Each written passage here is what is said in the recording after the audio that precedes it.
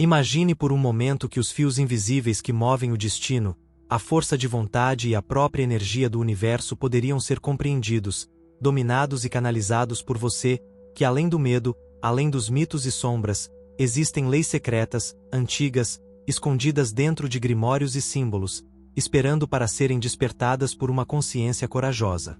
Este não é um texto comum, é uma chave, um portal para os reinos mais proibidos do conhecimento esotérico, baseado nos escritos velados de Aleister Crowley, o mago mais influente e controverso do século XX.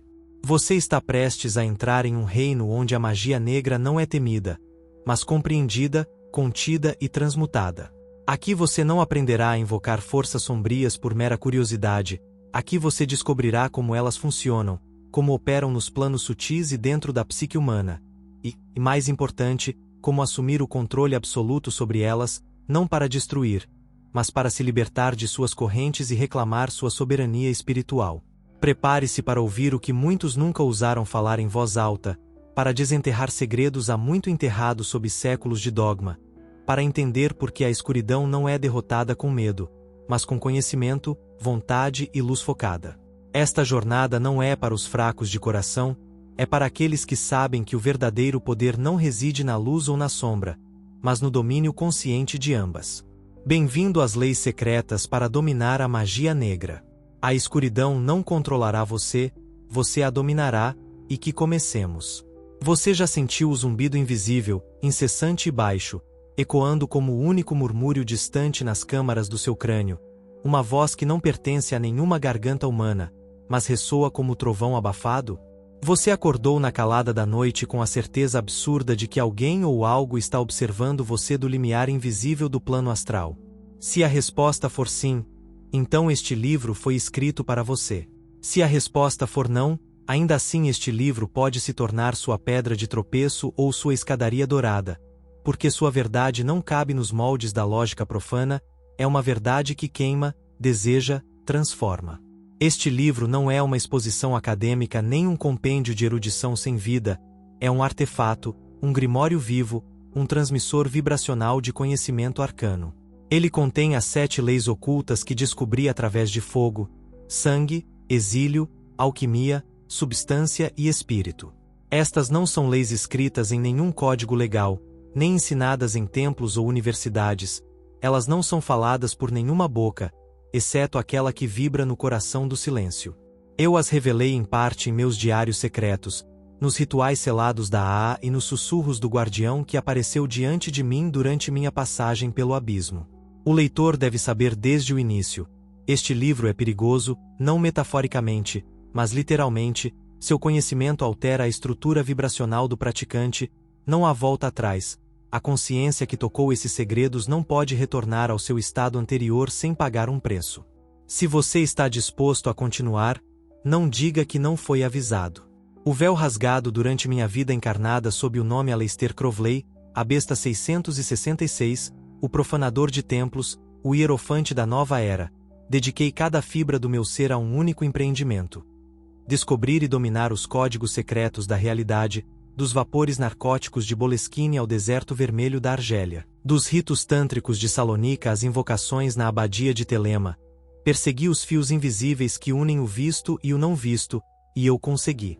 Em minhas viagens mais extremas, nos experimentos mais ferozes da vontade, descobri que o universo não é uma estrutura fixa, mas um campo vibratório sujeito à alteração por leis superiores, leis ocultas que só podem ser dominadas ao abandonar a escravidão da moralidade comum, da lógica linear e do eu ilusório. Essas leis não são teorias, são mecanismos operacionais, alavancas que, se puxadas com verdadeira vontade, alteram probabilidade, espaço, tempo e matéria. O que revelarei nestas páginas não é baseado na fé, é nascido da experiência direta. O leitor não precisa acreditar, apenas praticar, experimentar, destruir-se e renascer. Quem lê, mas não age, acumula cinzas na boca. Quem pratica sem entender abre portas que não pode fechar, mas quem faz ambos se torna um Deus. As 7 chaves do domínio. As leis que revelarei não foram ditadas por divindades fictícias, nem deduzidas através de filosofia acadêmica. Elas desceram do plano dos arcontes, foram reveladas durante transes, visões etéreas e ritos de sangue. São 7, pois 7 são os selos do microcosmo humano, 7 os planetas visíveis, 7 os portais da árvore da vida em sua descida operacional rumo a Malkuth. Cada lei corresponde a uma esfera, a um arcano maior, a uma força universal, mas seu domínio começa dentro do praticante. Primeira lei: a polaridade primordial. Toda força contém seu oposto. O mago que não entende isso está condenado a ser um peão de sua própria ignorância. Não há magia branca ou negra, apenas correntes polarizadas. Você aprenderá a invocar sem dualidade, a projetar a partir do centro de convergência onde Sol e Lua se fundem em um ponto atemporal. Segunda lei: o sangue é o condutor do espírito, e isso não é metáfora, não é símbolo. O sangue é uma substância mágica real, é memória, vibração, templo. Através de técnicas de vitalização hemática, você transformará seu sangue em um talismã vivo, capaz de alterar a consciência e afetar a matéria. Terceira lei: vibração da palavra sagrada.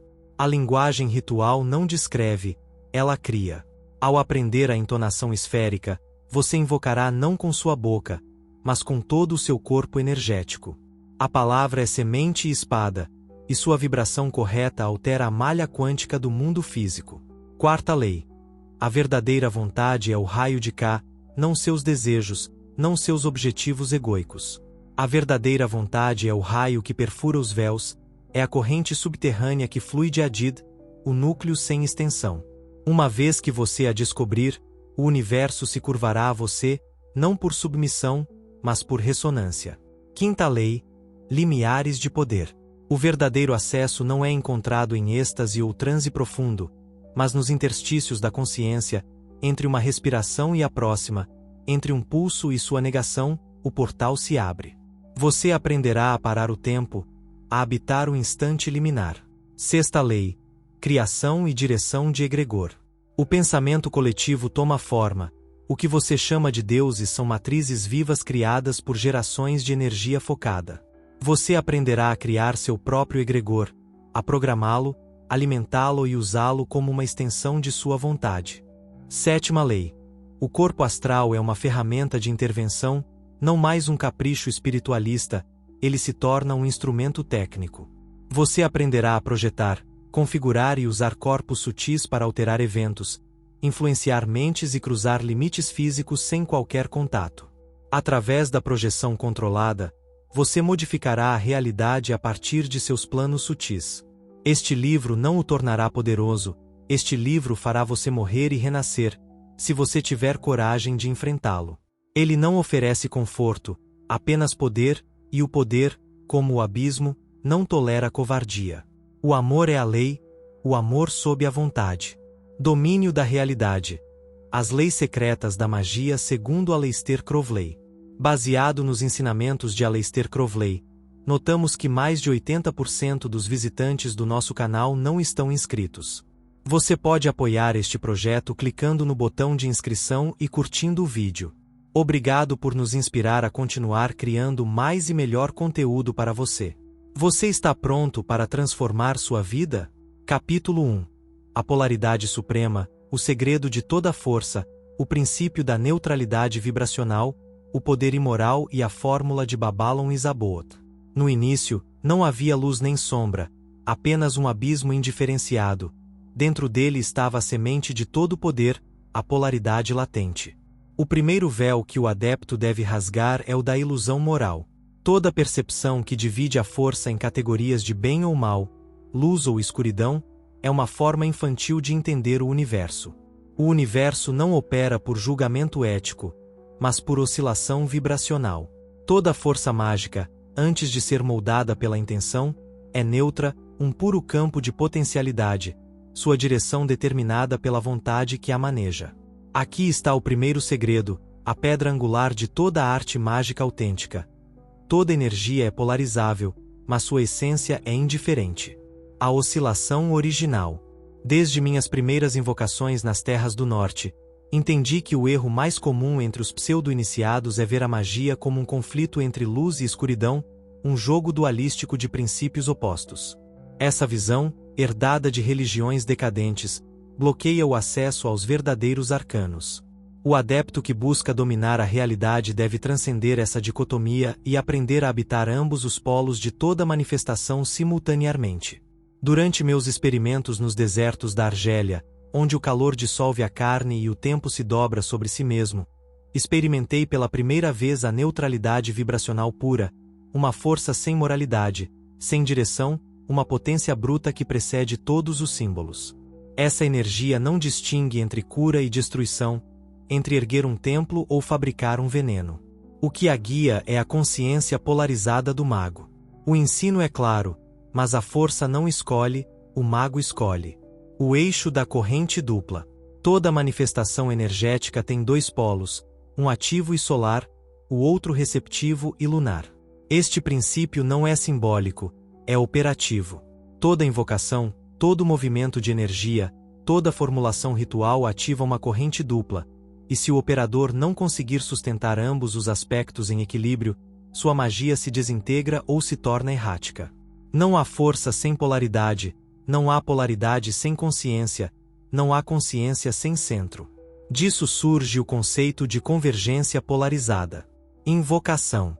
O método que desenvolvi através de tentativa e delírio, diferente dos sistemas tradicionais onde o operador chama uma entidade externa, eu ensino a invocar o arquétipo de dentro, a encarná-lo no campo vibracional interno e depois projetá-lo em seu aspecto complementar. O operador se torna espelho, portal, simultaneidade vibracional. Nos rituais mais poderosos, aqueles de Babilônia e da besta, da estrela de 11 pontas, do sangue dos dois filhos, esse princípio é crucial. O adepto não invoca uma força, ele a encarna e a reflete. A manifestação não ocorre fora, mas em um eixo simultâneo, interno e externo, solar e lunar, vontade e reflexão. O mistério de Babalon e Zaboth. A fórmula Babalon e Zaboth, repetida em meus rituais mais ocultos, contém o mistério dessa polaridade. Seu significado não é apenas fonético, mas vibracional. É uma chave sônica que ativa simultaneamente ambos os polos de uma corrente cósmica. Babalon refere-se ao aspecto feminino, receptivo, destrutivo e gestacional, o abismo aberto, o útero da transformação, o cálice que contém o sangue do Logos. Zaboth é o poder ativo, o exército vibracional do Sol, o raio fertilizante, o sopro que penetra a forma. Quando ambos são invocados em perfeito equilíbrio, o resultado não é uma terceira força, mas a manifestação pura do um dentro da multiplicidade. Babalon e Zaboth não é uma oração, é um ato de criação. Sua pronúncia correta, acompanhada da visualização de seus símbolos complementares, o cálice ardente e a lança solar, produz uma ressonância vibracional que altera o ambiente físico. Esta fórmula é um segredo que permaneceu escondido até de muitos dos meus discípulos. Eu a revelo agora porque o tempo do véu terminou. Seu uso indevido pode causar loucura ou ruptura psíquica. Seu uso correto concede a visão simultânea dos dois aspectos da realidade, o espelho sem fundo. Prática. Meditação na dualidade fundida. Para começar a trabalhar com esta lei, o praticante deve exercitar a percepção simultânea de opostos. Recomendo a seguinte prática. Símbolos. Coloque 2 talismãs diante de você, à esquerda um hexagrama azul, à direita um pentagrama vermelho. Postura. Adote uma posição equilibrada, preferencialmente a pose do trono, coluna reta, mãos nos joelhos, coluna alinhada. Respiração polarizada. Inspire visualizando a energia do pentagrama, fogo ativo, expire projetando a energia do hexagrama, água receptiva, repita por 49 ciclos. Visualização. Comece a fundir ambos os símbolos no centro do seu peito, formando um vórtice onde ambos giram simultaneamente. Vocalização. Pronuncie lentamente Babalon e Zaboth, primeiro da garganta, depois do plexo solar, depois de 1,2 polegadas abaixo do umbigo. Observação. Permaneça em silêncio e observe os efeitos internos. Se uma visão surgir, aceite-a sem julgamento. Praticado por 49 dias, este exercício despertará a sensibilidade às polaridades sutis de todos os fenômenos. O adepto começará a perceber a dualidade vibracional em sons, gestos, cores, palavras, até pensamentos. Além do bem e do mal. É imperativo entender que esta lei destrói a moralidade comum, não porque promove o caos, mas porque acessa uma ordem superior, uma geometria vibracional subjacente a todos os fenômenos. Nesse nível, as categorias humanas desaparecem. Um ato destrutivo pode ser uma abertura espiritual, uma invocação sombria pode trazer luz, uma operação de magia negra devidamente compreendida pode dissolver estruturas psíquicas obsoletas que bloqueiam o acesso ao verdadeiro eu. O mago não julga a energia, o mago a usa. Este princípio é o que expressei no livro da lei quando escrevi: o CAPS está no que, não o que no CAPS. Aqueles que perfuraram os véus sabem que CAPS representa o recipiente, a forma, e que é a energia, a carga, o impulso. A forma surge do conteúdo, não o inverso. As categorias morais são cascas vazias se não preenchidas com intenção mágica. Visão estereoscópica. A consequência direta de dominar esta lei é o nascimento do que chamei de visão estereoscópica, a capacidade de perceber simultaneamente os aspectos construtivo e destrutivo de cada força. É um estado não linear de consciência, uma visão que vê ambos os lados, visível e invisível, de cada ato, cada palavra, cada corrente. Para desenvolvê-la, institui o ritual das duas torres, onde o mago ergue astralmente duas estruturas simbólicas, uma torre negra e uma torre branca, e então aprende a habitar ambas, alternando sua consciência até que possa sustentar ambas simultaneamente. Nesse momento, uma percepção dimensional superior é ativada, a compreensão vibracional do fenômeno total, assim se abre o caminho para o domínio. Assim começa a arte de moldar a realidade como argila entre dedos etéreos. No centro de toda polaridade, no centro da polaridade, o um, no centro do um, você. Capítulo 2. A ciência do sangue vivo, vitalização hemática e estados cristalizados de consciência.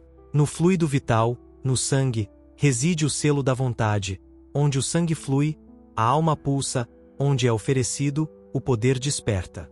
O sangue não é apenas o líquido carmesim que corre pelas artérias do corpo, é um fluido selado, um recipiente vibracional, um arquivo vivo de toda impressão que a alma encarnada recebeu. Para o profano, é apenas carne líquida, para o mago, é um primórdio biológico, uma tinta viva onde os decretos da vontade são inscritos. Este princípio, revelado a mim no limiar entre corpo e espírito, deu origem ao que chamei de hemurgia transformadora, a ciência de transformar o sangue em um instrumento mágico de alta precisão. Nesta segunda chave do poder, revelo segredos que poucos dos meus discípulos compreenderam totalmente. O sangue não apenas carrega a vida, ele também carrega a vibração de estados específicos de consciência.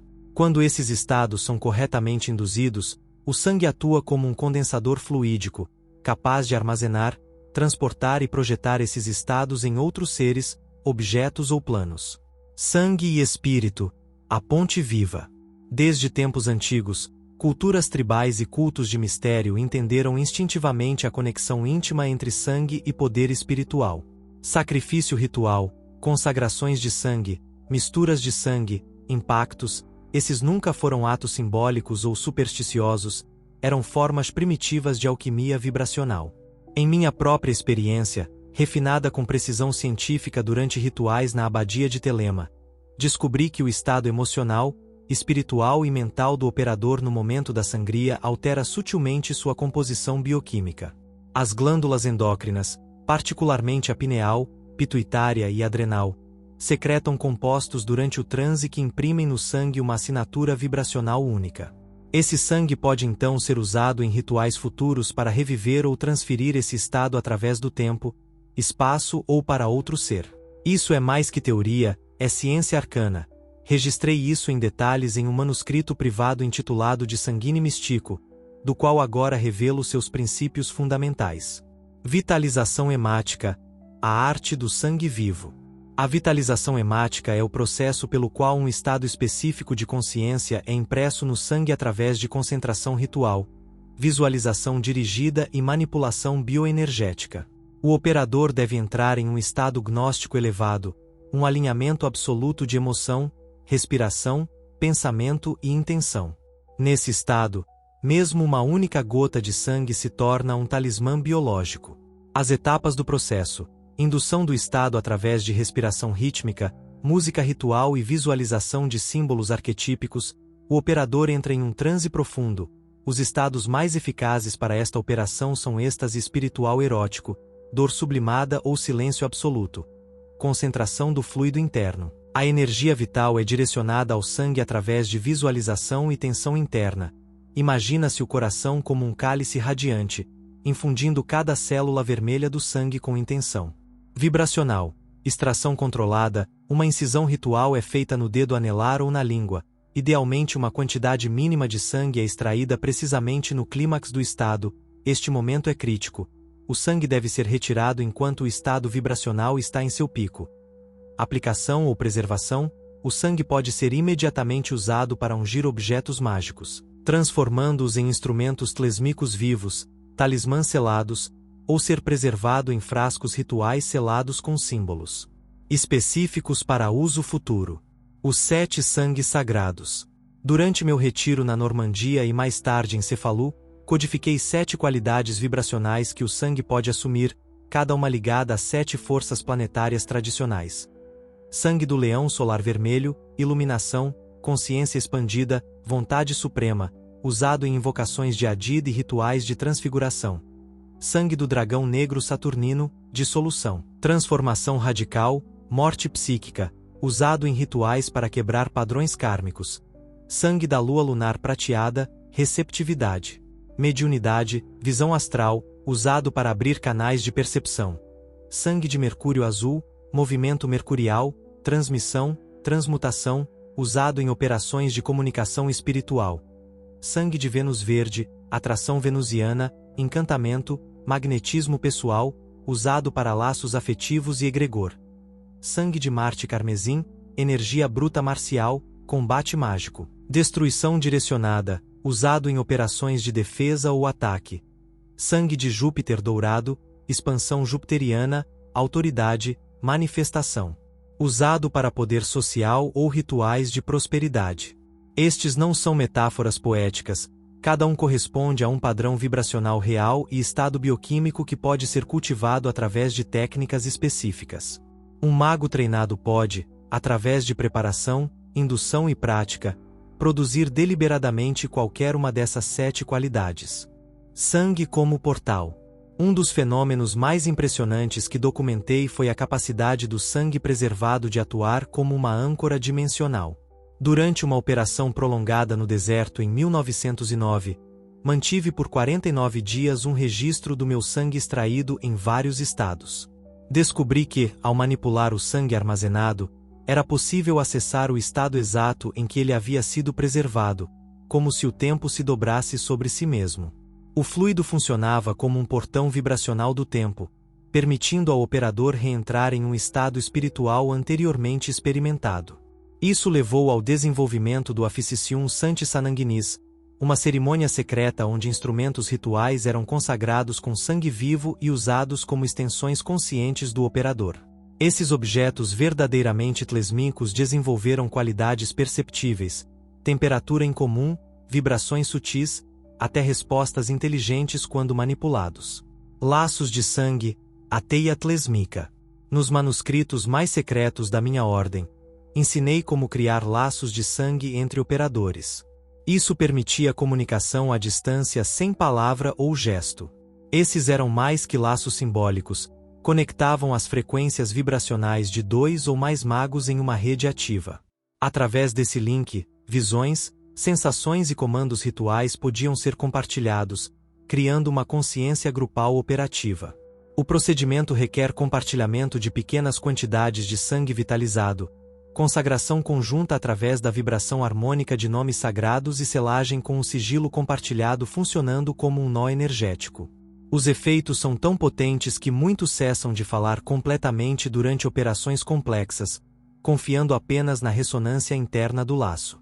Aviso: o sangue é uma substância perigosa, não por sua biologia, mas por sua carga espiritual. Ele nunca deve ser manipulado sem plena consciência de seu estado vibracional. Sangue extraído em estados de medo, Raiva ou confusão pode contaminar objetos rituais e dar origem a entidades parasitas ou distorcer a realidade subjetiva do mago. Ele deve sempre ser purificado através de respiração, vibração e visualização antes de ser usado. O sangue é a linguagem do corpo diante dos deuses, onde a palavra não alcança, o sangue fala. É por isso que civilizações antigas ofereciam sangue às suas divindades, mas o mago moderno não sacrifica animais nem oferece a deuses externos, ele oferece sua própria vibração codificada em sangue preservado à matriz do universo. Nesse ato, o microcosmo e o macrocosmo se fundem. O sangue não é mais dele, nem do corpo, pertence à arte, ao ritual, ao fogo que cria mundos. O sangue é vontade solidificada, o sangue é magia líquida, o sangue é um portão. Capítulo 3. A linguagem que deforma a realidade, ressonância logótica, fonemática transformacional e sigilos sunicos. No início era o verbo, mas o verbo não era fala, era vibração pura, não falada, terrível, e essa vibração, encontrando forma nas gargantas dos deuses, moldou o mundo. Quem acredita que a linguagem é apenas uma ferramenta para descrição foi enganado pelos véus do mundo profano. A linguagem não é passiva, ela não reflete a realidade, ela a constrói. É um mecanismo de vibração, e quando dirigida com intenção mágica, intervém diretamente na matriz energética dos planos físico e sutil. Aqui está a terceira chave do poder oculto, o domínio do som como operador vibracional, a arte da palavra que não informa, mas transforma. Neste capítulo, revelarei 3 ferramentas fundamentais da linguagem mágica: ressonância logótica, a estrutura vibracional do som que ressoa com as matrizes da realidade; fonemática transformacional, a ciência de alterar o plano material através de sequências fonéticas precisas; sigilos sunicos, fórmulas verbais projetadas para abrir portais, induzir estados alterados ou manifestar condições específicas; ressonância logótica, o universo como uma matriz de som. Todo o universo pode ser entendido como uma malha vibracional, uma estrutura de frequências oscilantes interligadas. Todo fenômeno físico, emocional, mental ou espiritual possui um padrão vibracional único. Quando certas combinações de som são pronunciadas, o mago pode gerar interferência ressonante dentro dessa malha, produzindo alterações na percepção, no corpo ou até na probabilidade de certos eventos. Através da minha experimentação com nomes bárbaros de evocação, aqueles encontrados em grimórios antigos e frequentemente descartados como sem sentido ou corrompidos, descobri que seu poder não está em sua semântica, mas em sua arquitetura vibracional. A repetição adequada não invoca entidades antropomórficas, ela reorganiza as frequências internas do operador, alinhando-as com certos eixos de poder que atravessam os planos. Assim, formulei um dos meus princípios centrais: todo nome de poder é um algoritmo acústico, e todo algoritmo vibracional modifica o próprio tecido do espaço-tempo. Por essa razão, todo nome mágico verdadeiro deve ser vibrado, não apenas falado. A vibração correta envolve corpo, intenção, respiração, visualização e direção energética. Cada chakra ou centro de energia no corpo responde a frequências específicas. Ao ativar múltiplos centros através da vibração focada, o praticante cria uma câmara de ressonância viva, uma antena vibracional que altera o ambiente imediato. Fonemática transformacional, a arte da construção acústica. Meu estudo de fonética esotérica e certas doutrinas tibetanas me levou a desenvolver um sistema completo que nomeei fonemática transformacional. Este sistema afirma que certos fonemas, quando combinados em sequências específicas e emitidos de centros de energia designados no corpo, geram padrões de onda capazes de interagir com níveis profundos da realidade. Cada fonema é uma chave, cada sequência é uma combinação de portas.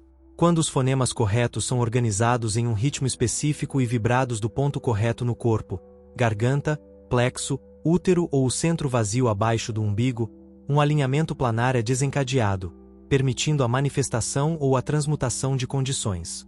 Aqui estão alguns exemplos de sequências fonemáticas que descobri através de visão astral e experimentação. Asri induz expansão da consciência e percepção multidimensional. Kmu invoca energias de consolidação e ligação. Sona abre portais de comunicação com entidades ultraterrestres. Yao uma chave para a transmutação alquímica, o princípio de Isis Auspicius. Cada uma dessas fórmulas deve ser entoada, não lida. A entonação deve ser esférica, não emanando da garganta ou diafragma, mas do que descreve como o centro vazio, localizado 2 polegadas abaixo do umbigo. Esta técnica, referida por alguns tântricos como Kundasvara, produz uma vibração que parece surgir de dentro e fora do corpo simultaneamente.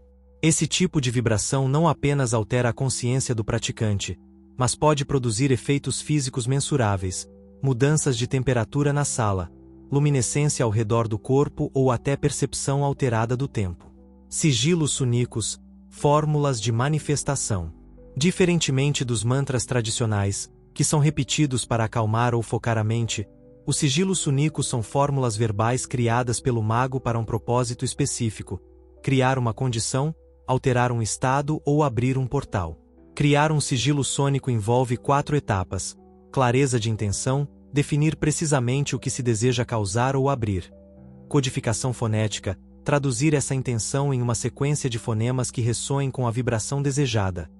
Ritmo e entonação, determinar o padrão rítmico e a frequência de vibração. Momento de ativação. O sigilo deve ser entoado durante um estado gnóstico de consciência alterada, onde a mente racional está suspensa. Um dos sigilos sunicos que revelei aos meus discípulos mais próximos foi Zenatru. Esta fórmula foi projetada para abrir portais de visão astral em conjunto com o tarô de Toto. Quando entoada em um espaço selado com iluminação baixa, respiração sincronizada e visualização de geometrias rotativas, permite a percepção de estruturas multidimensionais contendo padrões de informação sobre eventos futuros prováveis. Sigilos sunicos nunca devem ser usados levianamente. Como o sangue, o som carrega poder. Quando um sigilo é ativado inadequadamente, pode fragmentar o campo energético do operador ou abrir canais indesejados. O sigilo deve ser encarnado, não recitado, deve nascer do núcleo do Ka e morrer no silêncio absoluto. Exercício de empoderamento sônico. Para começar a explorar esta ciência, recomendo o seguinte ritual básico: uma sala em escuridão completa ou iluminada apenas com luz azul fraca. Sente-se em uma postura firme e ancorada, respire profundamente por 9 minutos, visualizando uma espiral dourada girando no plexo solar.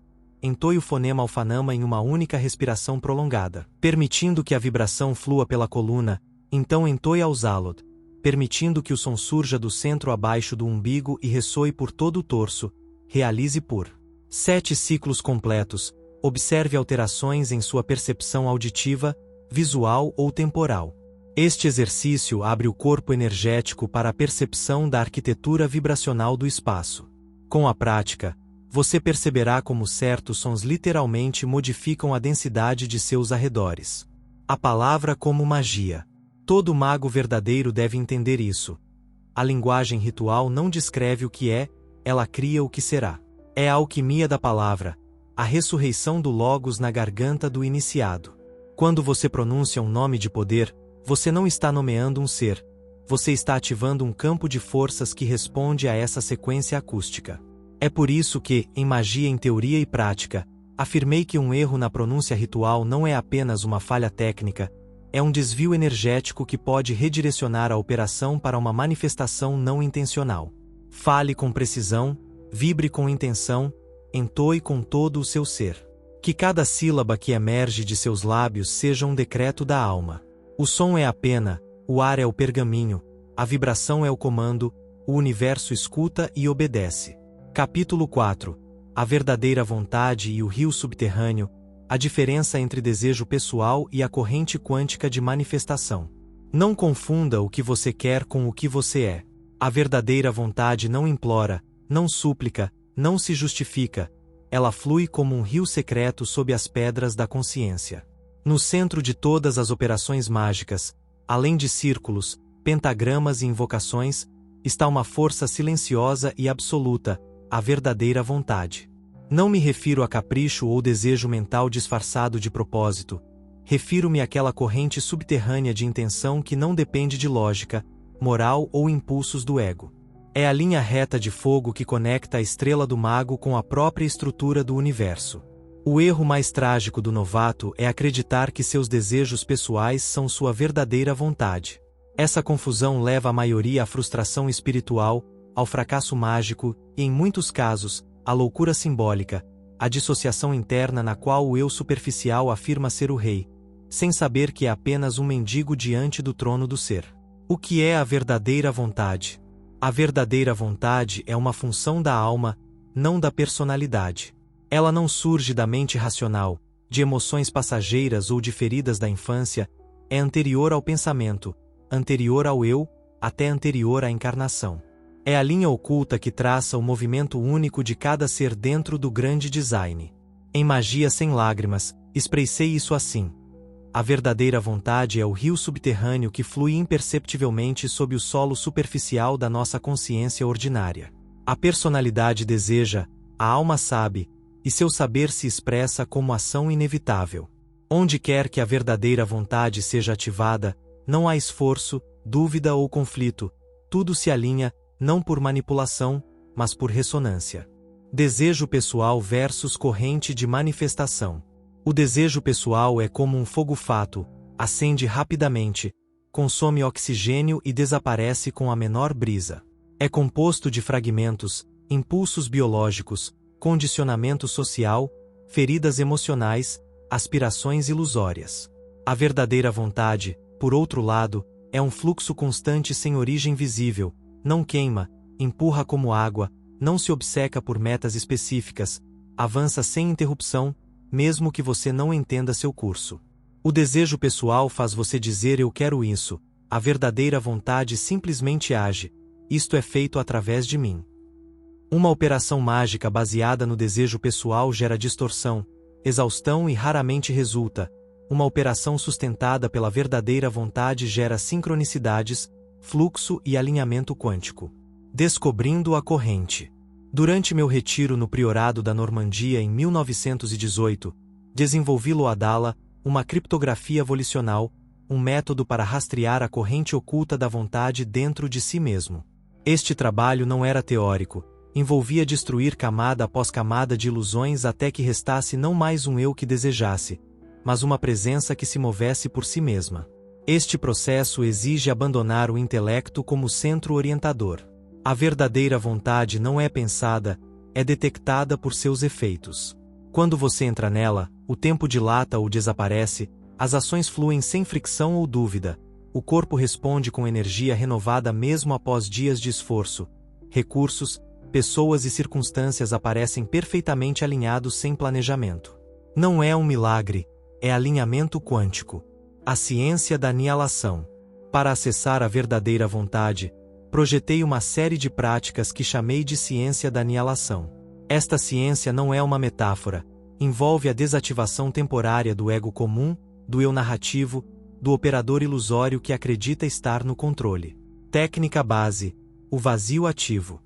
Em um espaço livre de distrações, entre em um estado profundo de quietude, pare todas as imagens, todas as palavras, todos os desejos, fique apenas com a presença nua, não busque nada, não espere nada, simplesmente observe o que surge sem julgamento.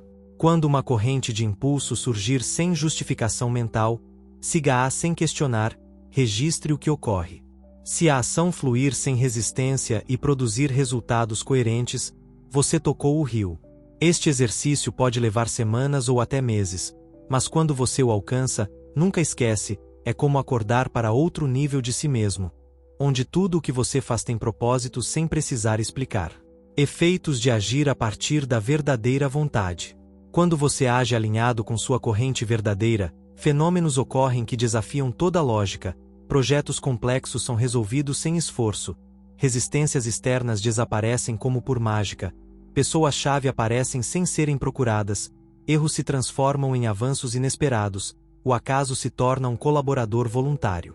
Não é coincidência, é porque você parou de lutar contra o rio e começou a fluir com seu curso. Em documentos privados da AA, reunidos sob o nome de Trabalho Caminho Absoluto, fenômenos surpreendentes foram registrados. Objetos movendo-se sem contato, comunicações simultâneas entre pessoas distantes, presenças luminosas acompanhando ações decisivas, curas espontâneas e manifestações imediatas. Não são fantasias, são efeitos de agir como um canal puro para uma vontade que não é sua, mas que se manifesta através de você quando você para de interrompê-la. Erro comum: confundir vontade com capricho. Um dos perigos para o mago inexperiente é declarar que seu desejo é sua verdadeira vontade. Isso é como confundir espuma com o oceano. É por isso que escrevi em verdadeira vontade. O mago que confunde sua vontade pessoal com a verdadeira vontade é como um marinheiro que confunde ondas superficiais com correntes profundas. Ele será arrastado para os recifes enquanto celebra seu progresso aparente. O processo de descoberta requer disciplina, silêncio e destruição simbólica do eu superficial. Isso é alcançado através de práticas como no swing, uma oscilação meditativa entre vazio e foco total. O diário de investimento, registrando ações espontâneas e analisando sua coerência vibracional. E jejum de intenção, não agir a partir de desejos durante ciclos de 7, 11 ou 13 dias. Sinais de que você tocou a corrente. Você não pode explicá-la, mas sabe que é o que deve fazer. O ambiente se organiza para permiti-la. Você a faz mesmo que não queira, e isso lhe dá paz. A energia flui dentro de você, não de você. Às vezes você até se assusta, porque tudo sai mais perfeitamente do que você poderia ter planejado. O efeito espiritual. Viver a partir da verdadeira vontade não é um caminho para o conforto, mas para a integridade essencial.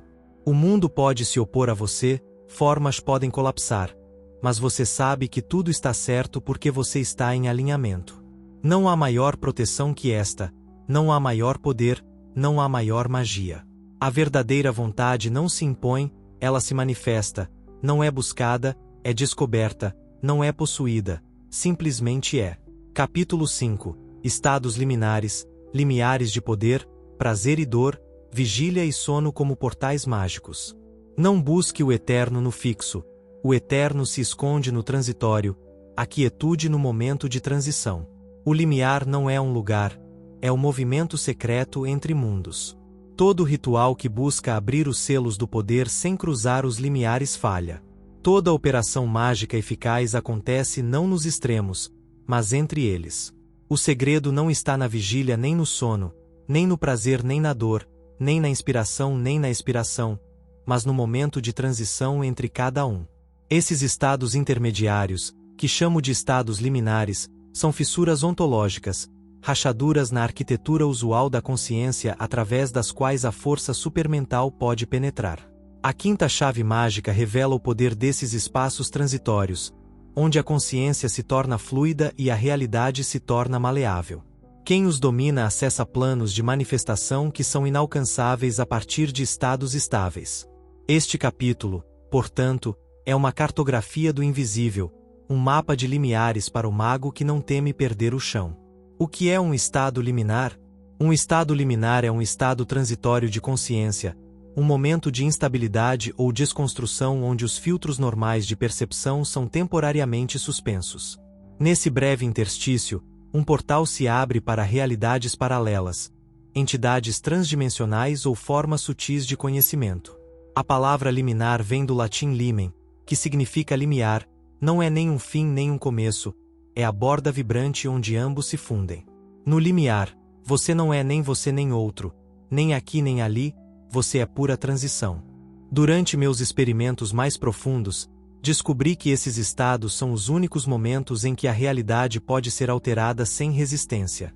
O universo, como o corpo humano, tem portas que só se abrem em momentos específicos.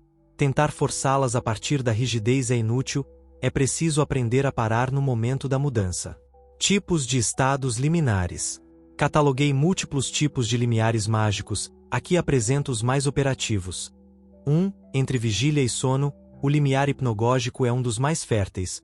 Manifesta-se como uma nebulosa entre a consciência racional e o inconsciente profundo, aqui visões, vozes, símbolos são recebidos, e se acessa a zona de criação túrica. Neste estado compus as invocações de Liber e recebi revelações dos senhores do abismo. Exercício. Ao deitar, permaneça consciente enquanto seu corpo adormece, visualize uma porta negra, observe-a até que ela se abra sozinha. Entre, registre o que vê sem intervir. 2. Entre prazer e dor, no ponto de máxima tensão física, seja através de relaxamento ou sofrimento controlado, a consciência abandona sua configuração usual. Nesse cruzamento ocorre o que os tântricos chamam de samadhi da borda, um estado de consciência expandida que não é nem êxtase nem agonia, mas a união que transcende ambos. Em rituais avançados de magia sexual, aprendi a focar a intenção mágica pouco antes do clímax, para que a energia fosse direcionada não ao corpo, mas ao plano sutil. Isso requer disciplina de ferro e um esvaziamento completo do desejo pessoal. Aviso: nunca cruze este limiar sem um propósito claro. Ele pode abrir memórias kármicas ou ativar circuitos energéticos instáveis se realizados sem orientação ou treinamento. 3. Entre inspiração e expiração, este é o limiar da respiração, o mais breve, mas o mais frequente. Cada respiração contém 2 vazios, o momento após inspirar e antes de expirar, e vice-versa. Nesses pontos o tempo para, e uma intenção vibracional pode ser inserida. Exercício básico: durante a prática de pranayama, segure sua consciência no espaço entre cada ciclo. Nesse instante, vibre mentalmente seu sigilo sônico ou o nome de seu objetivo mágico. Com o tempo, esta prática incorpora a vontade ao ritmo cósmico. 4. Entre pensamento e silêncio, quando a mente para de pensar por um instante e antes de cair no vazio meditativo, há um estado de consciência pura sem forma. Nesse espaço você pode observar a si mesmo de fora do eu. É o estado que usei para compor as passagens mais visionárias de Divisão e os Meninos. O ritual da lança e do cálice. Uma das práticas mais avançadas que projetei para ativar estados liminares voluntariamente foi o ritual da lança e do cálice. Seu propósito é gerar um estado simultâneo de excitação máxima e calma absoluta, ativando assim um terceiro estado emergente que não é a soma de ambos, mas sua reconfiguração. Elementos: um cálice de prata consagrado com água lunar, uma lança ritual magnetizada com sangue solar, um mantra vibrado do centro do ventre. Procedimento fonético: o operador se coloca entre os símbolos opostos, inicia uma respiração dupla, uma para excitar o sistema nervoso, outra para relaxá-lo, alterna tensão e relaxamento por 49 ciclos. No momento em que ambos os estados se estabilizam, une a lança e o cálice enquanto entoa o mantra, permanece imóvel. O que ocorre depois não é deste mundo. Estados liminares coletivos. Não apenas existem limiares individuais, mas também coletivos. Esses são momentos em que uma sociedade inteira entra em transição, guerras, pandemias, eclipses, revoluções. Durante esses eventos, a realidade consensual enfraquece e torna-se mais fácil inserir novas estruturas mágicas. Durante o equinócio da primavera de 1904, o mundo passou por um limiar invisível. Nesse portal, o livro da lei desceu até mim, ditado de planos que só se abrem em momentos de desconstrução global. Esse livro não poderia ter sido escrito em um tempo de estabilidade, foi um ato liminar de criação, nascido entre o fim de uma era e o início de outra. Erotoliminalidade, o poder no clímax suspenso. Entre os segredos mais bem guardados da AA está a ciência da erotoliminalidade, o uso ritual do limiar sexual. Nele, o momento imediatamente anterior ao orgasmo se torna uma porta para planos hipersutis, se mantido sem cruzá-lo. Técnica básica: excitação sexual intensa sem liberação, parada da respiração, olhos fixos no sigilo, projeção da intenção mágica no pico do desejo, transmutação da energia acumulada para um objeto ou visualização. Esta operação permite a impressão de estados de consciência em talismãs, carregamento de elos energéticos ou abertura de percepção espiritual com extrema clareza. Reconfiguração do mago. Dominar os limiares transforma o mago, sua consciência se torna porosa, plástica, omnidirecional. Ele pode entrar e sair de estados alterados sem desconstrução, pode caminhar entre realidades sem fragmentação, torna-se uma ponte viva. Lembre-se, o limiar é o altar da criação, não há regras, nem forma, nem linguagem, apenas presença absoluta, vibração pura, possibilidade infinita. O trovão não está no céu nem na terra, mas no instante em que ambos se tocam. Você é esse instante, se aprender a habitar o limiar. Capítulo 6. Egregor e a engenharia de entidades psíquicas, projeto, alimentação e utilização de inteligências coletivas. Nem todos os deuses foram criados na aurora dos tempos. Alguns nascem quando homens suficientes acreditam, desejam, temem ou amam a mesma ideia. Muitos magos antigos adoravam o que nunca entenderam verdadeiramente, pensavam que invocavam deuses eternos quando, na verdade, alimentavam entidades nascidas da mente coletiva da humanidade. Esses seres, embora não humanos, também não são divinos no sentido transcendente, são o que defino em meu sistema como egregor, entidades psíquicas semi-autônomas criadas pela energia concentrada de grupos humanos. Esses seres são capazes de sobreviver, influenciar e até se manifestar nos planos sutis da existência. Este capítulo revela a sexta chave do domínio mágico, a engenharia egregoresca. Esta ciência permite ao praticante criar, alimentar, programar e utilizar conscientemente esses campos de inteligência coletiva para propósitos específicos.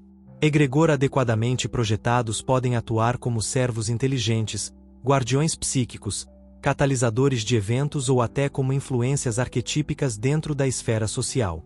Não há religião, corporação, nação ou movimento ideológico que não seja, em essência, um egregor vivo.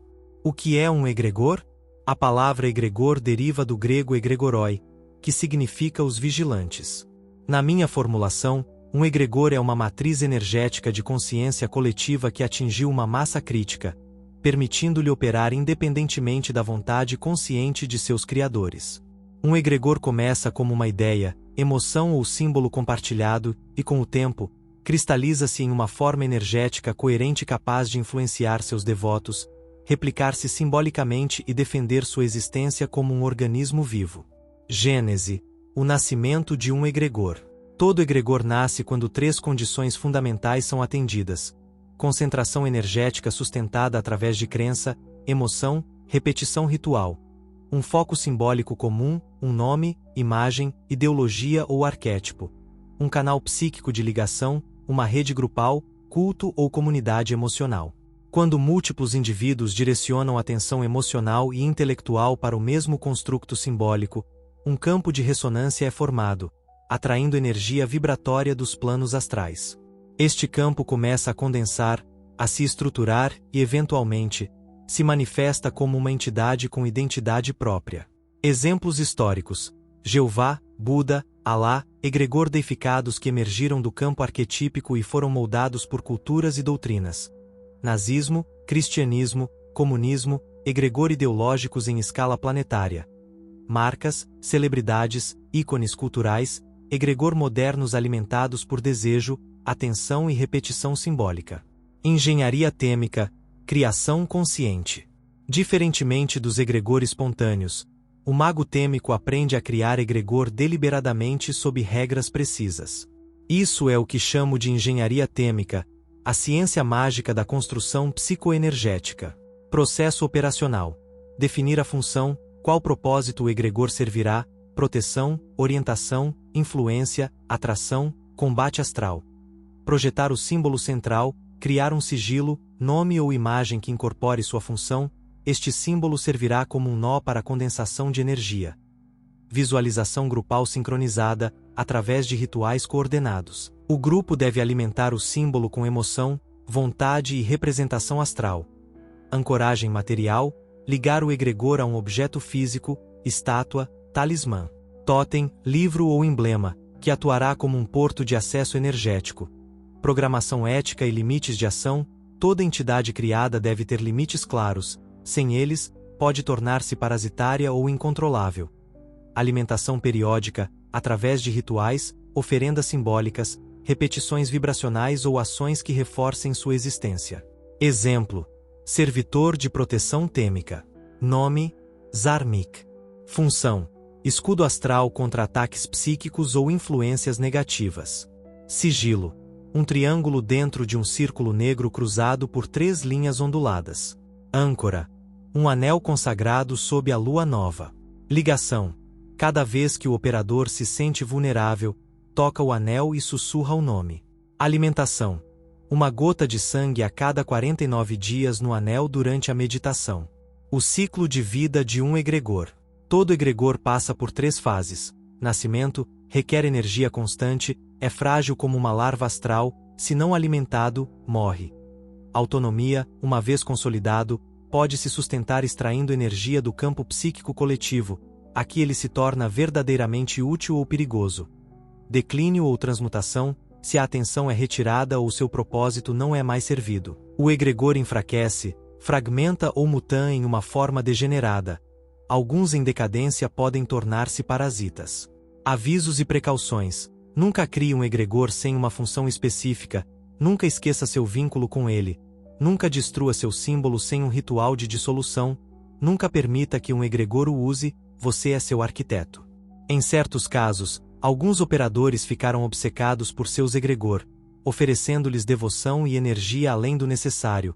Isso cria dependência vibracional e pode levar a posse parcial ou distúrbios no campo áurico. Por essa razão, todo egregor deve ter uma palavra de dissolução, um código final que o reduz a seu estado elemental. Em meus rituais mais complexos, isso foi expresso como: pereça pela minha vontade, retorne ao vazio pelo mundo do silêncio. Egregor planetários. Religiões, ideologias e culturas são egregor planetários. Essas entidades possuem poder suficiente para influenciar massas humanas inteiras. Competem por território psíquico usando símbolos, narrativas e rituais como mecanismos de expansão. Em Decreatio Egregorum, meu manuscrito secreto, afirmei: os maiores egregor cavalgam seus devotos, eles não servem, consomem, são bestas famintas por adoração, fé e medo. Apenas o iniciado pode cavalgar a besta sem ser devorado. O mago que domina esta ciência pode intervir no inconsciente coletivo, plantar arquétipos, redirecionar energias massivas e ativar transformações culturais. Aplicações práticas do egregor. Proteção energética, criar servitores que limpem, protejam e estabilizem o campo áurico. Atração de oportunidades, egregor projetados para alinhar circunstâncias favoráveis, fortalecer a intuição e abrir caminhos. Transformação interna, criar figuras simbólicas que representem aspectos superiores do eu, atuando como guias ou catalisadores. Trabalho coletivo, em rituais grupais, um egregor pode servir como o centro coordenador das vontades individuais, amplificando seus efeitos. Sim, você também pode criar um Deus, mas lembre-se, o Deus que você cria também o observa, e se você esquecer que o fez, ele tomará seu nome e o transformará em seu servo. Capítulo 7.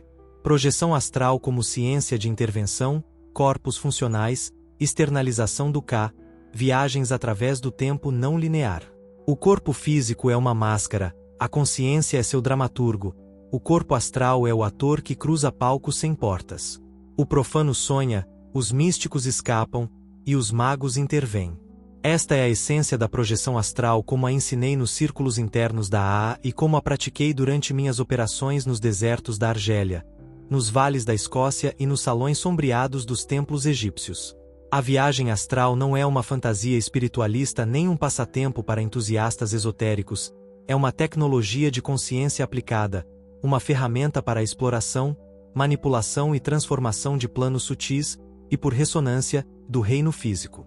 Neste capítulo, revelarei os fundamentos ocultos e operativos da ciência da projeção, incluindo a criação de corpos funcionais, a externalização do K, o núcleo consciente projetado, e a viagem através de vetores temporais não lineares.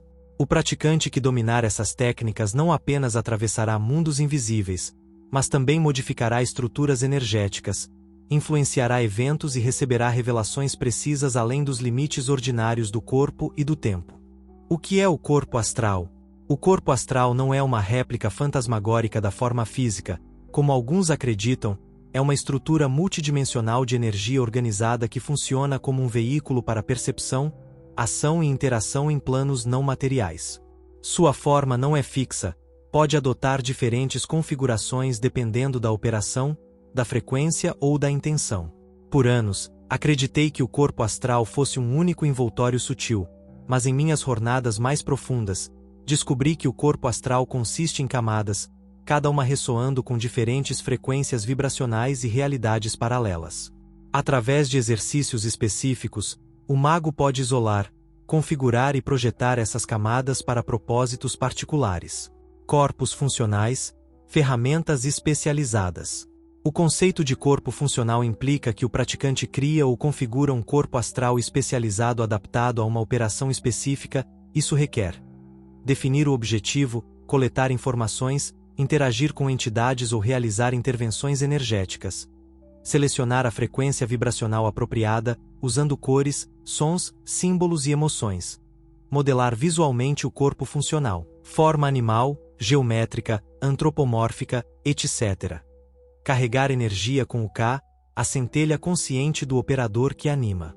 O corpo projetado.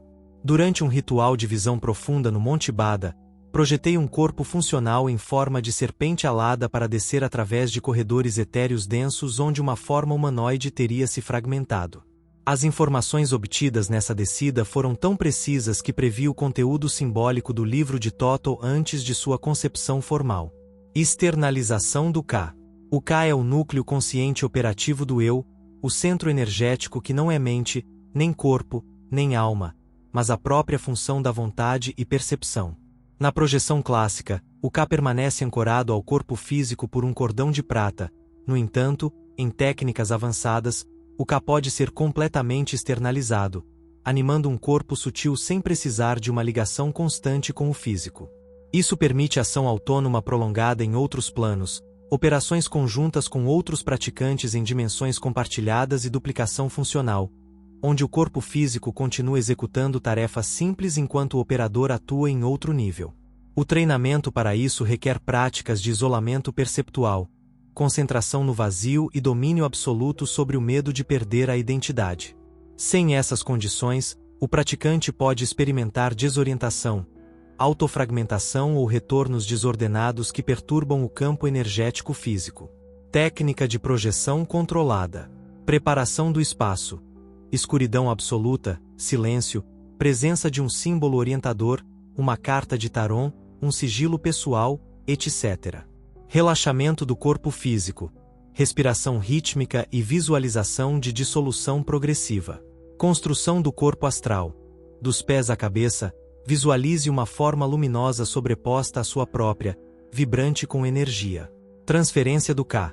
Concentre toda a atenção, vontade e senso de eu em um ponto entre suas sobrancelhas. A partir daí, projete esse ponto no corpo astral. Separação. Sinta-se subindo ou deslizando para fora do corpo físico. Não tema, não analise, proceda. Navegação. Siga o símbolo orientador até a realidade desejada. Verificação e confirmação. A ciência da projeção que desenvolvi não é baseada na fé, mas na validação empírica. Praticantes avançados da AA realizaram experimentos cruzados, projeções simultâneas para um alvo compartilhado com verificação escrita posterior, sem comunicação prévia. Jornadas astrais supervisionadas foram conduzidas, onde um projetava e outro, em vigília, descrevia as mudanças energéticas no ambiente. Observação remota de objetos escondidos produziu resultados reproduzíveis. Esses experimentos confirmaram que a viagem astral adequadamente executada concede acesso a informações sensíveis por meios ordinários. Jornadas temporais não lineares. O tempo, como o conhecemos, é uma ficção perceptual sustentada pelo corpo físico. Uma vez fora desse veículo, o K pode viajar não apenas pelo espaço astral, mas também ao longo de vetores temporais paralelos, incluindo eventos passados com forte ressonância emocional, futuros prováveis com base em linhas de manifestação ativa, realidades alternativas onde o operador pode observar versões de si mesmo em caminhos existenciais diferentes. Durante a operação do abismo, viajei para uma linha temporal onde a humanidade havia despertado coletivamente sua consciência mágica, observei suas estruturas sociais, rituais compartilhados e tecnologias vibratórias. Essas observações foram registradas em meus diários do Sol Negro, não publicados até agora. Aviso: a exploração temporal pode causar efeitos ecovibracionais no campo áurico, o praticante pode experimentar confusão, deslocamento temporal ou percepções cruzadas se não reintegrado adequadamente. Por essa razão, toda operação deve terminar com um ritual de reintegração, no qual o corpo astral é visualizado sendo reabsorvido através do crânio e ancorado no coração. Ação à distância. Uma das aplicações mais extraordinárias do corpo astral é sua capacidade de intervir na matéria sem contato físico. Através do corpo projetado, o operador pode induzir sensações em outros: calor, frio, pressão, emoção, manipular sutilmente objetos físicos em condições energéticas de alta densidade, interferir em eventos desviando seu curso vibracional no plano causal. Isso foi documentado em múltiplas operações sob o título Corpus Obscurer, onde influenciamos com sucesso trajetórias de eventos específicos através de ações astrais sincronizadas. O duplo autônomo. Em níveis mais altos de prática, o operador pode criar um duplo astral semi-permanente programado para executar funções específicas na ausência consciente do operador. Este duplo pode realizar vigilância astral, enviar advertências simbólicas durante o sono, atuar como emissário ou guardião. A técnica mais avançada é a incorporação recíproca, onde dois magos trocam parcialmente seus corpos astrais, criando uma fusão temporária de consciência. Isso só deve ser realizado com confiança absoluta e preparação, pois a fusão parcial pode borrar limites de identidade se não revertida corretamente. Camadas do corpo astral. Identifiquei 7 camadas vibracionais do corpo astral, cada uma sintonizada com um plano diferente. Energética, contato físico com a matéria e vitalidade corporal. Emocional, planos receptivos de sonhos, formas pensamento. Mental, formas de ideias, arquétipos, entidades conceituais. Causal, padrões de probabilidade, karma ativo. Temporal, linhas temporais. Vetores de futuro e passado. Arquetípico, inteligências supra-individuais. Noético, o plano do núcleo sem forma. O mago avançado pode projetar seletivamente uma ou mais dessas camadas, mantendo outras ancoradas ao corpo físico para manter o equilíbrio. Você não é seu corpo, você não é sua mente. Você é o operador oculto que pode entrar e sair de ambos. Se você aprender a caminhar firmemente entre os véus. Capítulo 8. O rito da convergência polarizada, invocações gêmeas, dualidades fundidas e o ritual das duas torres. A verdade não está em um nem no outro, mas na chama que surge quando ambos se abraçam dentro do vazio. Toda força isolada é ilusão, toda dualidade fundida é poder. Na busca pelo absoluto, o mago enfrenta o mais antigo dos enigmas. Dualidade, luz e sombra, masculino e feminino, criação e destruição, anjo e demônio, forma e caos. Todas as tradições tentaram resolver essa dicotomia, algumas favorecendo um polo, outras suprimindo o oposto. Mas a verdadeira magia, aquela que transforma, que abre portais e transmuda a alma, não escolhe, ela une. Neste capítulo, o núcleo da alta magia operativa que desenvolvi em meus rituais mais poderosos é revelado. Convergência polarizada. Este princípio não é apenas uma filosofia, mas um modelo técnico de invocação simultânea, uma arte pela qual o mago habita dois arquétipos opostos ao mesmo tempo, e através dessa tensão controlada, gera uma terceira força emergente que não existia no plano original. Esta corrente alquímica é a chave para a criação mágica autêntica. Princípio operativo: união dos opostos. Em todos os meus experimentos rituais, observei que usar uma única corrente, solar ou lunar, ativa ou passiva, superior ou inferior, produzia resultados incompletos ou instáveis. As invocações só ganhavam poder quando incluíam tensão polar equilibrada. Disso surgiu a técnica da invocação dupla e, mais tarde, a construção do ritual das duas torres, a culminação deste princípio. Toda força mágica, como no Signum de Polaritate Mysteriorum, manifesta-se em dois aspectos. O polo solar, ativo, projetivo, moldador, ligado ao logos, fogo e forma. O polo lunar, receptivo, caótico, dissolvente, conectado ao abismo, água e matriz. O verdadeiro operador não invoca um para dominar o outro, mas constrói um campo onde ambos se entrelaçam sem se anular. Nesta fusão controlada, um novo espaço vibracional é gerado, um plano intermediário onde as leis da física ordinária não se aplicam mais. A invocação dupla.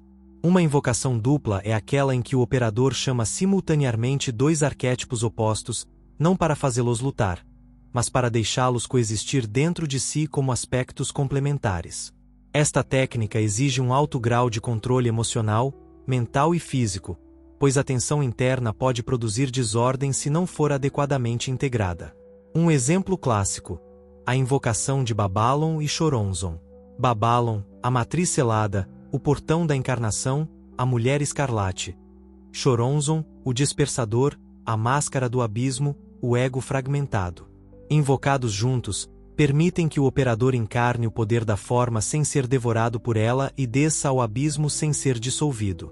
Em meus rituais avançados, aprendi a invocar uma entidade luminosa e sua reflexão sombria simultaneamente. Ao fazer isso, gerei um portal entre mundos, uma passagem através da qual eu podia receber informações diretas de planos liminares sem perder coerência vibracional. O ritual das duas torres. Esta operação ritual era o coração de muitos dos meus trabalhos mais extremos, incluindo aqueles que levaram à recepção do Liberal Beleis. O ritual consiste em erigir astralmente duas estruturas opostas, habitá-las conscientemente e depois fundi-las através de um ato vibratório preciso. Elementos necessários: um espaço configurado na forma de uma vesica Piscis, a interseção de dois círculos. Símbolos opostos: o pentagrama, força, e o hexagrama, harmonia, ou o Sol e a Lua. Um nome de poder bifásico, como Babylon. Um instrumento de convergência, um espelho negro, uma pedra polar ou um sigilo bifásico. Procedimento ritual. Construção astral das torres. Visualize à sua esquerda uma torre lunar negra feita de símbolos representando caos, dissolução e receptividade.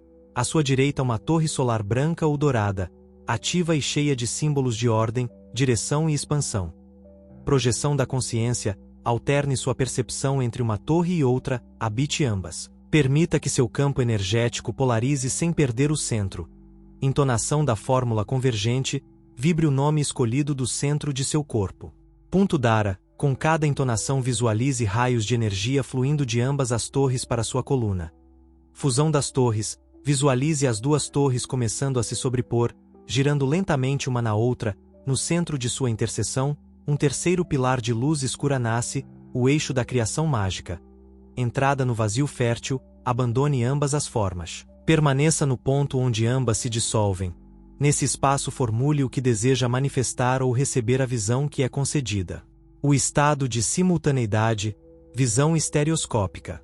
Dominar este rito desenvolve o que chamei de visão estereoscópica, a capacidade de ver, sentir e operar em duas polaridades ao mesmo tempo.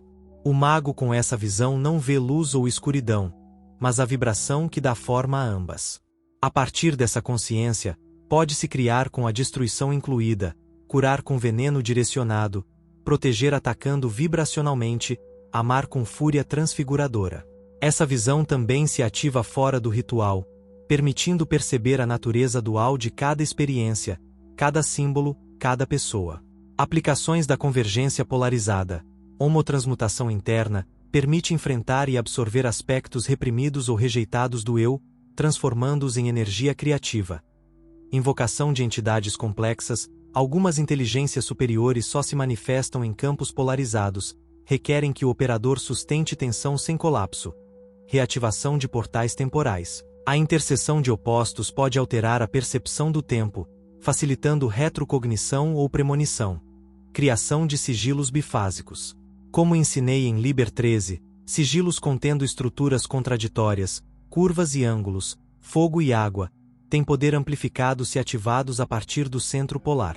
Precauções. Nunca tente este rito sem domínio emocional. Sustentar a tensão dos opostos pode causar fratura se o ego não estiver estabilizado. Não se identifique com nenhum dos polos, você é o canal, não o conteúdo. A identificação com um polo quebra o equilíbrio e fecha o portal. Sempre retorne ao centro, conclua o rito reabsorvendo ambas as forças no coração. Ou uma carga polar ativa pode permanecer, distorcendo seu campo energético. Epílogo do rito. O ritual das duas torres não é um exercício simbólico, é uma arquitetura vibracional que altera a realidade do operador. Eu vi como, após realizá-lo, um homem comum se torna um avatar da força. Vi portas se abrirem, mensagens descerem, corpos vibrarem com o poder de mundos não ditos. Em seu ponto mais alto, a convergência polarizada revela ao operador o que ele sempre foi. A dobradiça entre mundos, o eixo do retorno eterno, o fogo negro do vazio grávido onde o Sol e a Lua colidem, a estrela nasce. Você é essa estrela, se puder sustentar a dança do relâmpago e do abismo. Capítulo 9. A gramática transformacional do mago, construtos linguísticos não humanos, linguagem como operador vibracional. As palavras não são espelhos da realidade, são martelos, são chaves, são serpentes que, quando proferidas, devoram a lógica e abrem portas que nunca foram escritas. A linguagem comum é a prisão mais sofisticada da alma. Cada palavra que você fala, cada frase que você forma, organiza sua percepção do mundo dentro de uma arquitetura invisível, limitante e artificial. O que você chama de realidade é nada mais que uma sintaxe encarnada, uma teia de significados que o prende em seu tecido sem que você perceba. Mas o mago, o verdadeiro mago, não fala, ele proclama, não descreve, ele cria, não pensa, ele vibra. Este capítulo revela a nona chave do domínio, a gramática transformacional do mago, uma ciência da palavra como ferramenta de transmutação vibracional, além da semântica, além da lógica, além da linguagem humana. Não estamos falando de uma nova linguagem aqui, estamos falando de uma estrutura mágica de dizer, uma sintaxe oculta que reorganiza a consciência e altera a arquitetura profunda da experiência. A linguagem é condicionamento. Desde seu nascimento, cada palavra que você aprende tem construído uma gaiola vibracional. Ao dizer eu, você cria uma fronteira, ao dizer isto é bom, você âncora uma polaridade. Toda estrutura linguística determina o que você pode perceber, o que pode pensar, até o que pode desejar. O que está fora dessa estrutura simplesmente não existe para você. É por isso que afirmei em Magia d'Artas que a linguagem vulgar é o inimigo do mago. Ela nomeia o que deve ser invocado, descreve o que deve ser transformado. Para operar magicamente na realidade, o mago deve destruir e depois reconstruir sua relação com a linguagem, deve aprender a falar de outro lugar, criar estruturas verbais não humanas capazes de vibrar em planos onde a mente racional não pode entrar. Fundamentos da gramática transformacional. A gramática transformacional que desenvolvi baseia-se em 3 princípios. A linguagem gera realidade, não a representa. Toda estrutura gramatical é uma forma vibracional, afeta a consciência tanto do falante quanto do ouvinte. A sintaxe pode ser redesenhada para acessar estados alterados de consciência, o que permite a criação, dissolução ou invocação de condições metafísicas. As estruturas tradicionais, sujeito-verbo-predicado, refletem um universo linear, causal e egocêntrico. O mago precisa de estruturas circulares, paradoxais, reversíveis, precisa de verbos sem tempo, sujeitos fluidos, predicados impossíveis. Técnicas de desdramatização. Para reconfigurar a mente, projetei práticas chamadas desdramatização mágica, que visam destruir temporariamente a estrutura lógica da linguagem, e a partir desse vazio, permitir o surgimento de uma linguagem operativa. Exercício 1. Paradoxos vibracionais. Forme frases que contenham impossibilidades lógicas. O silêncio grita, a forma que ainda não nasceu, eu sou você quando você esquece que é ninguém, o verbo não foi, mas ainda está acontecendo. Essas frases devem ser recitadas em um estado meditativo, permitindo que a mente racional colapse, abrindo uma fenda onde o símbolo é liberado da forma. O que ocorre nesse instante não é compreensão, mas vibração transformadora. Exercício 2. Linguagem não humana. Projete uma linguagem artificial com suas próprias regras sintáticas, inspirada em geometria, matemática ou estruturas orgânicas. O objetivo não é entendê-la, mas evitá-la. Ao usá-la, o mago se desprende dos filtros mentais comuns e acessa zonas psíquicas virgens. Em meus rituais de alta invocação, usei o enoquiano não como uma linguagem angélica, mas como uma estrutura alienígena de percepção. As palavras enoquianas não têm tradução estável, são vetores vibracionais, pontes para planos arquetípicos. O verbo como ato operativo. Toda palavra ritual deve ser proferida com intenção total, visualizada com forma, cor e peso, respirada do centro do corpo. Por exemplo, o simples ato de dizer Adid não deve ser feito como se repetisse uma palavra sagrada. O operador deve sentir essa sílaba emergir do ventre, espiralar pela coluna, passar pelo crânio e projetar-se como fogo invisível. Cada nome de poder é uma estrutura mágica que deve ser ativada como um mecanismo, não recitada como uma oração. Fórmulas verbais. Há fórmulas mágicas que condensam estruturas complexas de vibração, intenção e visão.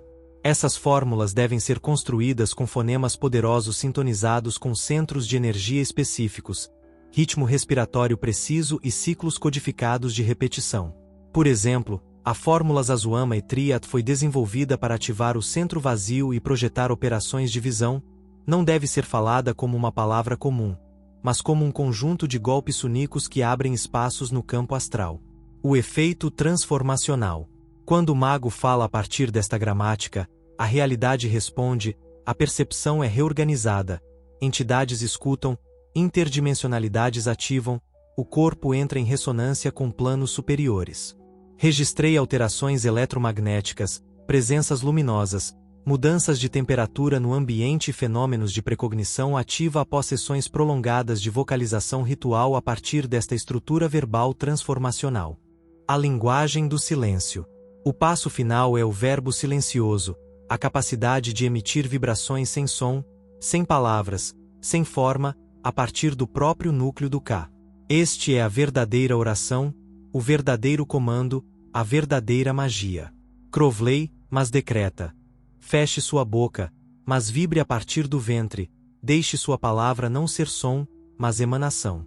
Aviso: usar essas técnicas sem preparação pode causar fragmentação da identidade linguística, isolamento perceptual e o surgimento de arquétipos reprimidos. Portanto, toda prática transformacional deve ser seguida por um ritual de reintegração, onde o operador retorna ao uso da linguagem comum com plena consciência de sua falsidade. Você é um verbo encarnado, seu corpo é sintaxe, sua vida é uma oração que conjura o mistério. Reescreva-se, e o universo obedecerá. Capítulo 10. O Leão Escarlate e o Dragão Negro, aplicações práticas, rituais avançados, criação de objetos tlesmicos, alquimia ritual do ser. O leão cospe fogo que ilumina, o dragão exsuda veneno que transmuta. Um é o ouro ascendente, o outro é o chumbo cantante. O verdadeiro mago bebe de ambos e não morre, mas desperta. Aqui, no passo final da descida operacional, alcançamos o cerne da transmutação mágica integral, a integração viva das forças alquímica suprema e abissal, a vontade solar do leão escarlate e o poder saturnino do dragão negro. O mago que atravessou os 9 capítulos anteriores não busca mais informação ou visão, ele se torna o laboratório, o atanor e a pedra filosofal. Este capítulo final não revela mais teorias, mas ações puras. Seu propósito é fornecer as ferramentas necessárias para operar na realidade como os deuses fazem, criando objetos conscientes, estabelecendo campos vibracionais estáveis e transmutando seu próprio ser em um agente tlesmico de manifestação. Aqui começam os ritos de maior poder. O leão escarlate, fogo da manifestação. Na alquimia interna, o leão escarlate representa o ouro vivo da consciência desperta, o poder solar individualizado, a centelha de Hadid que conquistou sua forma e agora emite sua vontade como luz estável. Esta força não é agressão nem expansão cega, é presença vibratória, magnetismo que convoca sem esforço, um raio que estrutura a probabilidade a seu favor. Ativação do leão escarlate, Solaris Absolutum, ritual base. Preparação do corpo, 49 respirações solares, inspire visualizando luz dourada subindo pela coluna, expire expandindo ar pelo peito. Entonação, mantra vibrado a partir do plexo solar, Rezon Ulik, em 11 ciclos. Visualização, imagine um leão ardente com olhos humanos emergindo do centro de seu peito. Não o controle, deixe-o olhar para você. Alimentação simbólica, ofereça uma gota de sangue em um símbolo solar. Conclusão, decrete firmemente. Eu sou aquele que fala e a palavra que é ouvida. O leão o acompanhará, não como símbolo, mas como presença ativa, crescendo mais forte cada vez que você age em pleno alinhamento com sua verdadeira vontade. O dragão negro, fogo da dissolução. Onde o leão constrói, o dragão destrói, onde o primeiro fixa, o segundo liberta. O dragão negro representa o aspecto saturnino da transmutação, a morte ritual de estruturas obsoletas, o poder do abismo em sua fase regenerativa. Não é mal, é o veneno que cura, o ácido que purifica, o caos necessário para o renascimento. Quem não integra seu dragão será devorado por ele. Ativação do dragão negro, ritual base do vazio sagrado. Escuridão ritual, realize este rito em escuridão completa, jejue por pelo menos 13 horas. Respiração do cadáver, inspire em 7 pulsos, expire como se expelisse cinzas. Visualização, Invoque uma serpente negra com asas quebradas emergindo da base de sua coluna, contato. Permita que ela suba até seu pescoço e o envolva, não resista, não peça. Rendição simbólica. Escreva em papel aquilo que deve morrer dentro de você, queime-o enquanto. Vibra mate. Conclusão: mantenha silêncio por 49 minutos após o rito. Não compartilhe sua experiência até que o sinal do dragão apareça em seu ambiente. Um sonho, um símbolo, uma manifestação espontânea. Criação de objetos tlesmíncos. Um objeto tlesmínico é mais que um talismã, é uma estrutura material na qual uma vibração viva, consciente e operativa foi incorporada. Ele não simboliza poder, ele contém poder. Materiais: matéria porosa, metal, osso, pedra vulcânica ou madeira viva. Impressão vibracional: através de sangue consagrado ou som ritual direcionado. Ligação de intenção: definida por uma frase gravada ou entoada no momento de selagem. Carregamento periódico: alimentado ritualmente segundo a fase lunar ou calendário planetário. Processo: purificação do objeto, mergulho em sal negro e fogo simbólico, velas pretas e brancas cruzadas. Impressione o K enquanto vibra seu sigilo sônico pessoal, mantenha a peça em contato com o centro de seu coração. Animação: declare 3 vezes. Você não é um símbolo, você é o Verbo encarnado, você age através de mim, em mim, como eu. Eu o libero com forma para a forma sem mim. Use esses objetos para selar rituais, ativar espaços, defender portais ou concentrar energias específicas. Alquimia ritual do ser. Aqui convergem todas as chaves reveladas. O mago não busca mais operar no mundo, ele opera em si mesmo como o mundo. A verdadeira grande obra não é criar ouro ou invocar anjos, mas transmutar o eu fragmentado em uma unidade operativa consciente. Esta alquimia não é metafísica, é fisiológica, emocional, vibracional. Envolve ativar centros de energia segundo polaridades cruzadas, reconfigurar circuitos mentais através da gramática transformacional, projetar o K em realidades desejadas e depois reabsorvê-lo enriquecido, dissolver o ego superficial através da exposição ao dragão, cristalizar a vontade em uma forma solar magnetizante estável. Ritual final: a noite do leão e do dragão. Objetivo: fusão operacional das forças de criação e dissolução no cerne do ser. Dia anterior: jejum parcial, meditação nos 7 capítulos anteriores. Espaço ritual: desenhado na forma de um lado negro, lado vermelho. Simultaneidade: realize os ritos do leão e do dragão em paralelo, um espelho ou outro operador pode auxiliar. Convergência: na interseção do símbolo, fique de pé e vibre o mantra final, Fkali Kenya. Observação: não busque resultados, espere pela cristalização do sinal dentro de você, pode ser uma visão, uma mudança física ou uma certeza inabalável. Capítulo 11. A geometria do vazio, construção de espelhos vibracionais e a arquitetura do não ser. O vazio não é ausência, mas o útero de todas as formas. Não é silêncio, mas a ressonância primordial que antecede o som. O mago que teme o vazio é como o escultor que teme o bloco intocado de mármore, pois é nele que reside o potencial infinito. Neste capítulo, revelo a 11ª chave do domínio. A geometria do vazio, a ciência de construir espelhos vibracionais que refletem o não ser, e ao fazê-lo, moldam a realidade a partir de sua própria negação. Esta não é uma prática para os que buscam conforto na forma ou segurança na luz, mas para aqueles que ousam dançar na borda do nada, onde o universo se curva sobre si mesmo. A geometria do vazio é a arte de estruturar o caos informe, de erguer templos invisíveis onde o operador se torna o arquiteto do impossível. O vazio, em sua essência, não é um estado passivo, mas um campo dinâmico de possibilidades latentes. Durante minhas incursões nos planos mais profundos, em visões induzidas pelo deserto de Tunis e pelos ritos de Ken, descobri que o vazio possui uma estrutura oculta, uma malha de linhas vibracionais que não existem no sentido físico, mas que podem ser manipuladas por uma consciência treinada.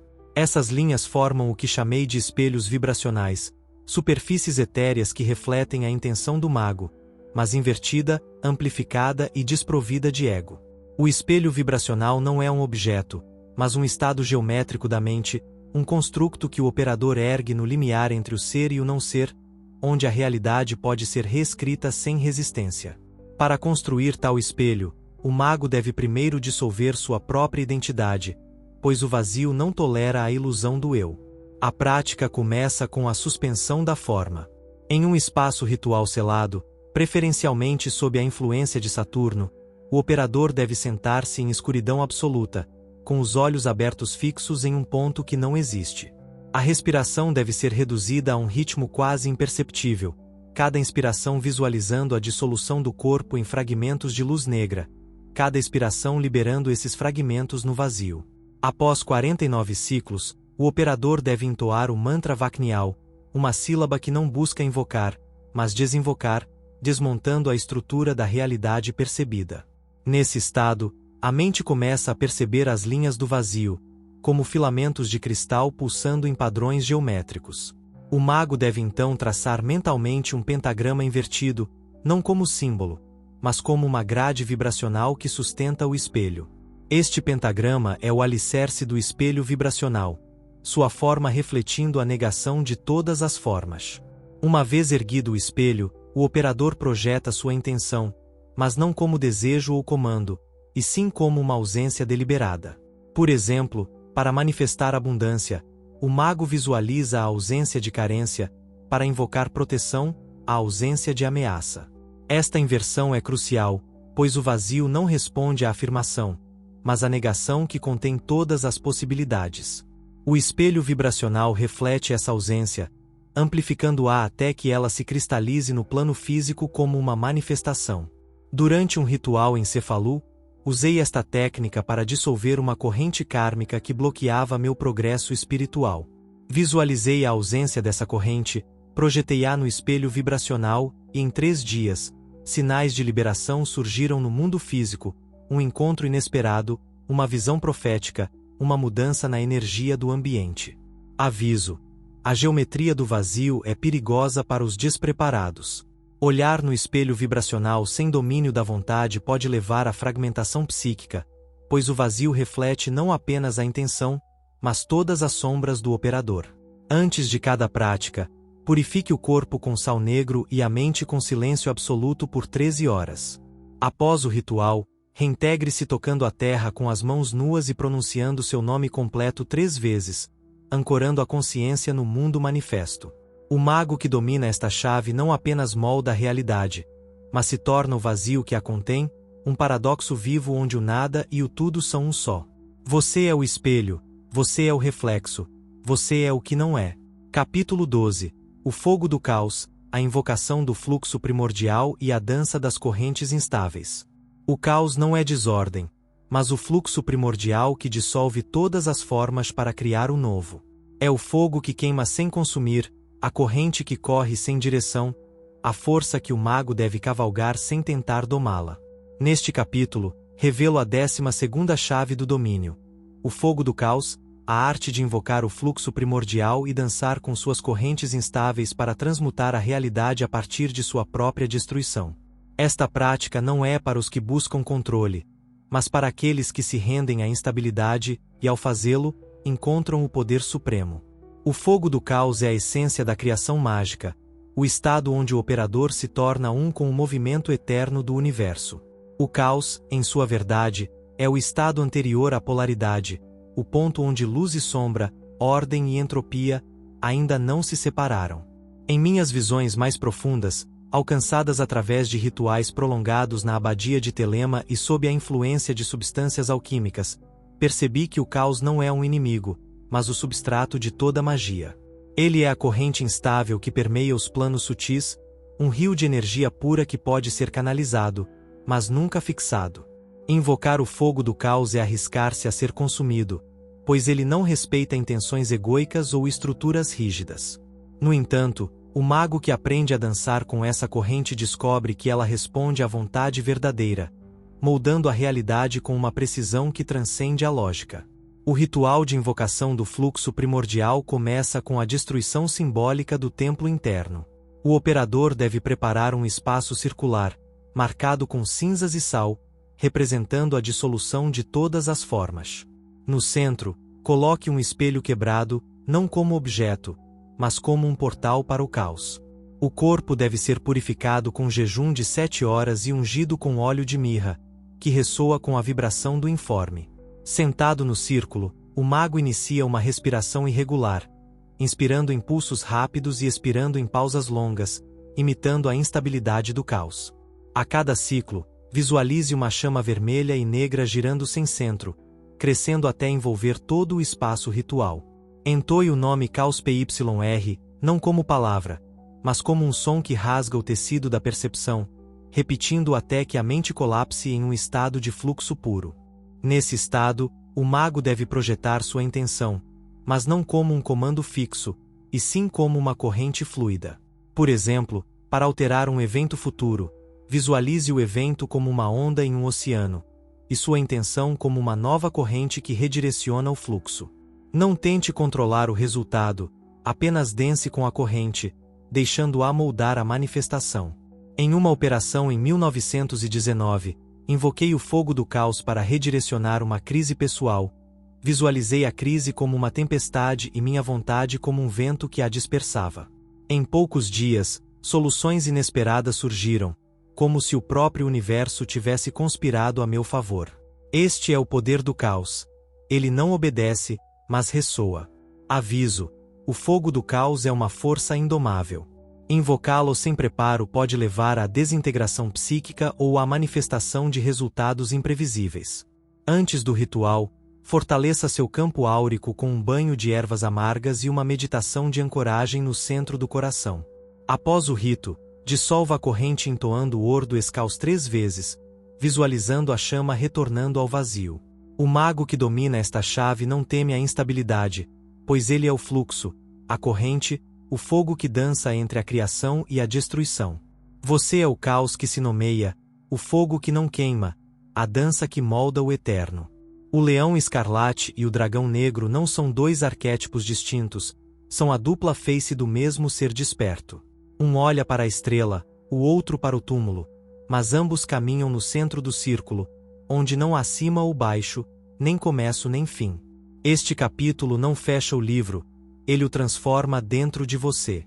Se você percorreu cada chave, se encarnou cada rito, se ficou em silêncio onde precisava falar e falou onde precisava permanecer em silêncio, então você não é mais o leitor, você é o operador.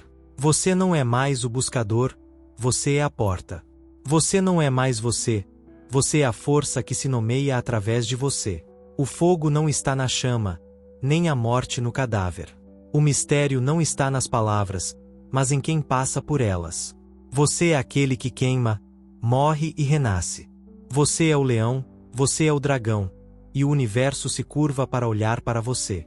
Amém.